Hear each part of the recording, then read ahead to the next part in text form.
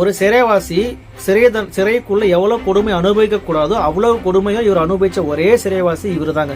அவரோட சிறு வயதிலேயே லண்டன்ல படிக்கும் போது காந்தியோட கருத்துக்கள் எல்லாத்துக்கும் வந்துட்டு இவர் எதிர்ப்பு தெரிவிச்சாரு. பிரிட்டிஷோட ஏகாதிபத்தியத்தை எதிர்க்கணும்னு சொல்லிட்டு ரொம்ப தீர்க்கமா வந்துட்டு கொள்கையா இருந்தாரு. அதாவது ரெவல்யூஷன்ஸ் இவர் வந்து பாத்தீங்கன்னா பயங்கரமான கடிதங்கள், பயங்கரமான புக்களை ரிலீஸ் பண்ணியிருக்காரு. இந்த இந்தியாவோட ட்ரை கலர், இந்தியாவோட கொடி இப்படிதான் இருக்கணும்னு சொல்லிட்டு அவர் ஒரு கொடியை டிசைன் பண்ணி ரிலீஸ் பண்ணியிருக்காரு. அந்த கொடி என்னன்னு படத்துல போய் பாருங்க. அவரோட ஆசை வந்து பாத்தீங்கன்னா அந்த கொடி நிறைவேறாம போயிடுச்சு. ஆனா அவரோட கொள்கை வந்து பாத்தீங்கன்னா அகண்ட் பாரத் என்ற ஒரு கொள்கை இன்னும் இருந்துகிட்டே தான் இருக்கு. சீன் வந்து பாத்தீங்கன்னா ஒரு பிரிட்டிஷ் மேலதிகாரி வந்துட்டு அவர் பார்க்க வருவார். அது வரைக்கும் அவர் எந்த ஒரு அடிப்படை வசதி கூட அந்த சிறைச்சாலையில கொடுத்துருக்க மாட்டாங்க. ஆனா அந்த ஒரு நிமிஷம் மீட்டிங் அந்த பிரிட்டிஷ் அதிகாரியை வந்துட்டு அந்த ஒரு நிமிஷத்துல ரொம்ப பவர்ஃபுல்லா கன்வின்ஸ் பண்ணி ஒரு பேப்பரும் பேனாவும் அவருக்கு கிராண்ட் பண்ற அளவுக்கு வந்துட்டு அவர் கன்வின்ஸ் பண்றாரு. அந்த பிரிட்டிஷ் அதிகாரி இவர் ரிலீஸே பண்ணக்கூடாது, ஒரு நிமிஷத்துல என்னையே வந்துட்டு கன்வின்ஸ் பண்ணிட்டான், வெளில வந்தாலும் எவ்வளவு பேரை கன்வின்ஸ் பண்ணி ரெவல்யூஷன் பண்ணப்பான்னு சொல்லிட்டு ஒரு பிரிட்டிஷ் அதிகாரியே இவரோட கன்வின்சிங் பவரை பார்த்து